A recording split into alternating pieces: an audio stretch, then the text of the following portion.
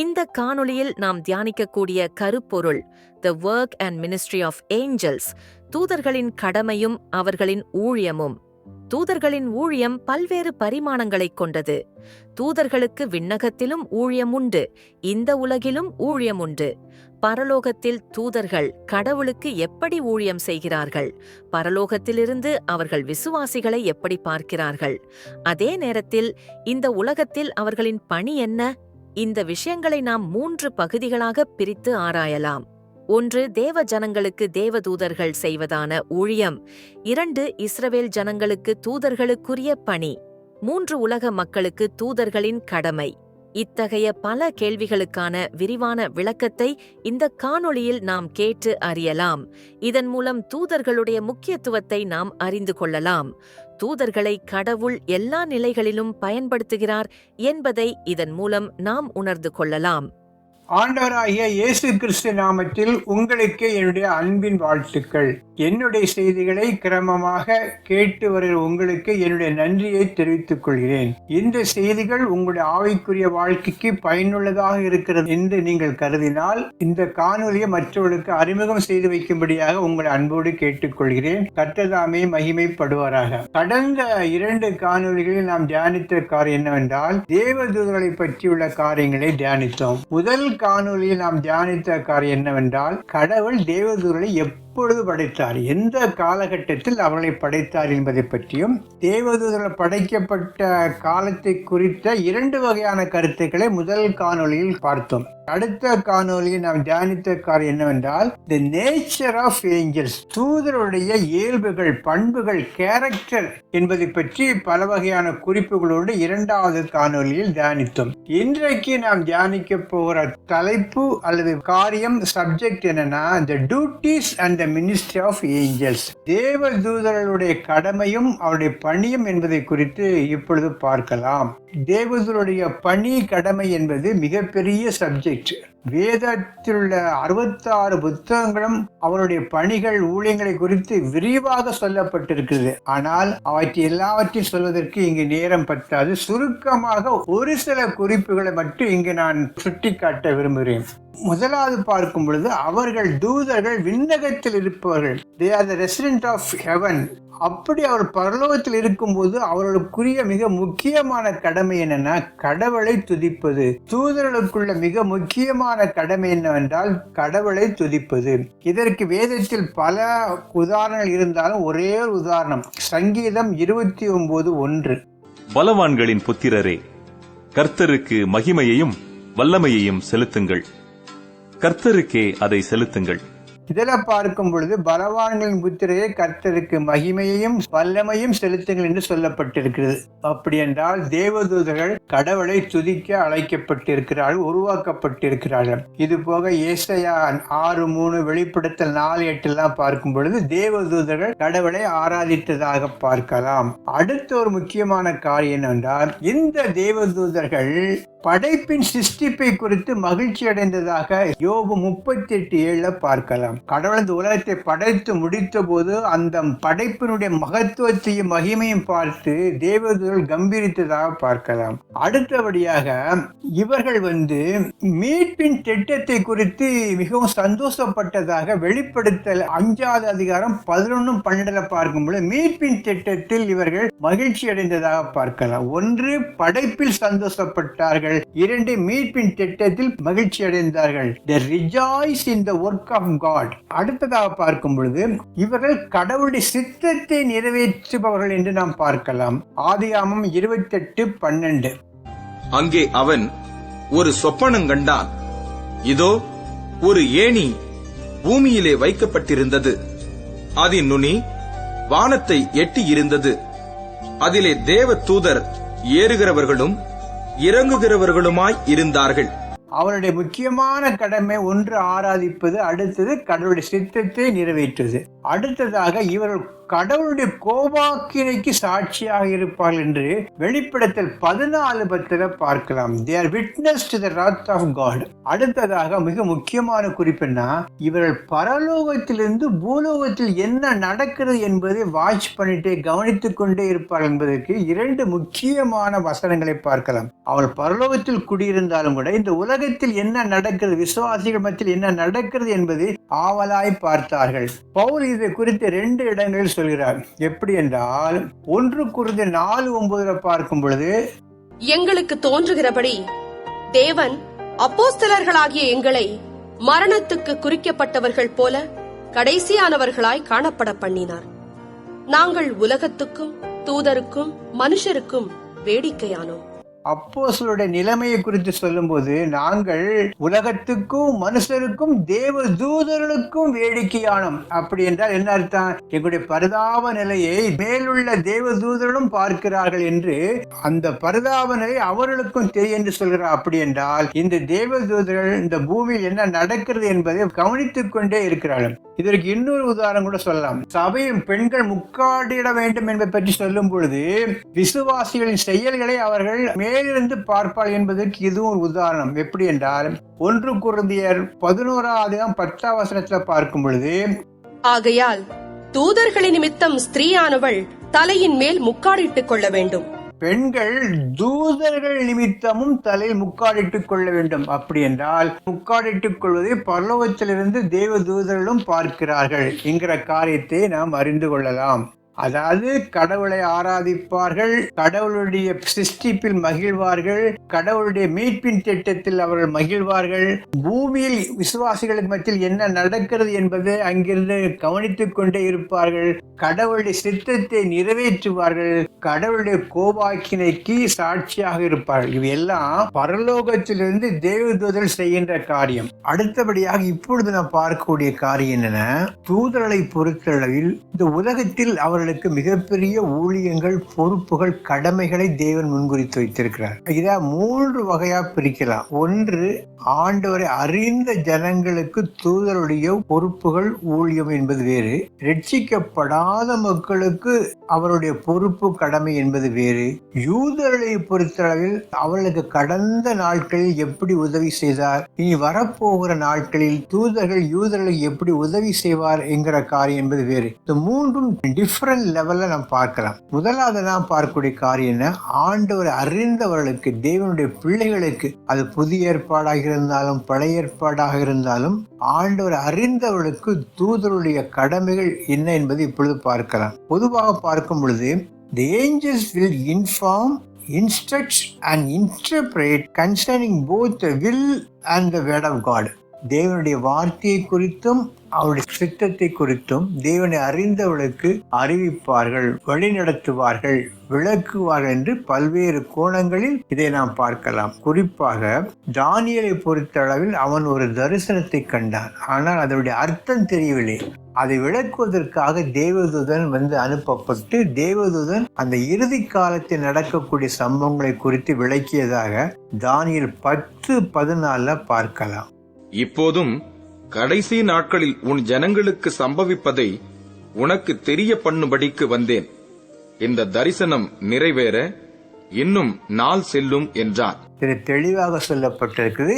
தூதன் தானியேலுக்கு காரியத்தை விளக்கினான் என்று அறிந்து கொள்ளலாம். அடுத்ததாக பார்க்கும் பொழுது, ஆண்டவராய் இயேசு கிறிஸ்துவினுடைய பிறப்பை குறித்து கபிரியேல் தூதன் மேரிக்கு, மரியாளுக்கு அதை அறிவிக்கிறார். இனி கன்னியாக இருக்கும்போது உன்னுடைய வயிற்றில் உலகத்தின் ரட்சகர் பிறப்பார் என்கிற காரியத்தை கேப்ரியேல் தூதனே மரியாளுக்கு அறிவித்ததாக பார்க்கலாம். லூக்கா 1:26 முதல் 31 வரை உள்ள பகுதிகள். இதில் பார்த்தனா கர்த்தருடைய அந்த செய்தியை அறிவிக்கிற ஒரு காரியத்தை இங்கு பார்க்கலாம். அப்போஸ்தலர் நடவடிக்கைகள் 10 3 முதல் 6 வரை உள்ள வசனங்களை பார்க்கும்போது, கொர்நேலியுக்கு தேவதூதன் தரிசனமாகி அவன் செய்ய வேண்டிய காரியத்தை அறிவிப்பதாக பார்க்கலாம். பகலில் ஏறக்குறைய 9ஆம் மணி நேரத்திலே தேவனுடைய தூதன் தன்னிடத்தில் வரவும், கொர்நேலியுவே என்று அழைக்கவும், பிரத்யட்சமாய் தரிசனங்கண்டு அவனை உற்று பார்த்து பயந்து, ஆண்டவரே என்ன என்றான். அப்பொழுது அவன், உன் ஜெபங்களும் உன் தருமங்களும் தேவனுக்கு நினைப்பூட்டுதலாக அவர் சந்நிதியில் வந்தெட்டி இருக்கிறது. இப்பொழுது நீ யோப்பா பட்டணத்துக்கு மனுஷரை அனுப்பி பேதுரு என்று மறுபெயர் கொண்ட சீமோனை அழைப்பி. அவன் தோல் பதனிடுகிறவனாகிய சீமோன் என்னும் ஒருவனிடத்திலே தங்கியிருக்கிறான். அவனுடைய வீடு கடலோரத்தில் இருக்கிறது. நீ செய்ய வேண்டியதை அவன் உனக்கு சொல்லுவான் என்றான். அடுத்தபடியா பார்க்கும் பொழுது பிலிப்புக்கு தரிசனத்தை கொடுத்து அவன் போக வேண்டிய வழியை இன்ஸ்ட்ரக்ட் பண்ணி இந்த வழியா போக என்று சொல்லக்கூடிய காரியத்தை பார்க்கலாம். அப்போஸ்தலர் நடவடிக்கைகள் 8வது அதிகாரம் 26ஆம் வசனத்தை. பின்பு கர்த்தருடைய தூதன் பிலிப்பை நோக்கி, நீ எழுந்து தெற்கு முகமாய் எருசலேமிலிருந்து காசா பட்டணத்துக்கு போகிற வனாந்தர மார்க்கமாய் போ என்றான். நீ எழுந்து எருசலேமிலிருந்து காசாவுக்கு செல்லும் வழியாக தெற்கு நோக்கி போ என்று வழி நடத்துகிற லீட் பண்ற ஒரு காரியத்தையும் பார்க்கலாம். இப்படி தூதருடைய பணியை பொறுத்தளவில் மனுக்குலத்திற்கு கர்த்தருடைய சித்தத்தை அறிவிப்பதாக இருந்தாலும் சரி, கர்த்தருடைய செய்தியை அறிவிப்பதாக இருந்தாலும் சரி, கர்த்தருடைய தரிசனங்களை விளக்குவதாக இருந்தாலும் சரி, மிகப்பெரிய பொறுப்பு தூதர்களுக்கு கடல் கொடுத்திருக்கிறார். அடுத்தபடியாக நான் பார்க்கக்கூடிய காரியம் என்ன, இந்த தூதர்கள் தேவனுடைய ஜனங்களை ப்ரொடெக்ட் பண்ணுவார், பாதுகாப்பார்கள். எப்படி என்றால் சங்கீதம் 91:11 இதுல பார்க்கும்போது தேவர்கள் தேவனுடைய பிள்ளைகளை பாதுகாப்பதாக அறிந்து கொள்ளலாம். அடுத்ததாக இன்னொரு வசனத்தை கூட எடுத்துக்கொள்ளலாம். லோத்தை தேவதோடு பாதுகாத்ததாக ஆதியாம புத்தகம் 19ஆம் அதிகாரம் 10-11 பார்க்கலாம். அப்படி என்றால் இவர்கள் தி ப்ரொடெக்ட் காட்ஸ் பீப்புள் என்று அறிந்து கொள்ளலாம். அடுத்ததாக இந்த தேவதூதர்கள் கர்த்தருடைய பிள்ளைகளை ஆறுதல் படுத்துவார்கள். எலியா ரொம்ப சோர்ந்து போயிருந்த போது அவனை தட்டி எழுப்பி அவனை ஆறுதல் படுத்தியதாக 1 ராஜாக்களுடைய புத்தகம் 19வது அதிகாரம் 5ஆம் வசனத்துல பார்க்கலாம். They will comfort the God's people. அடுத்ததாக இன்னொரு குறிப்பு என்ன, ஒரு தேவனுடைய பிள்ளை இறக்கும் போது இறக்கிற மனிதனுக்கும் தேவதூதர்கள் பணிவிடை செய்ததாக ஒரு நிகழ்ச்சி வேதத்தில் காணப்படுகிறது. எப்படி என்றால் அந்த லாசரு பணக்காரன் ஓமையில அந்த தரித்திரன் இறந்த பிறகு தேவதூதர்கள் ஆபிரகாமின் மடியில் வைத்ததாக நாம் பார்க்கலாம். லூக்கா 16:22. பின்பு அந்த தரித்திரன் மரித்து தேவதூதரால் ஆபிரகாமுடைய மடியிலே கொண்டு போய் விடப்பட்டான்.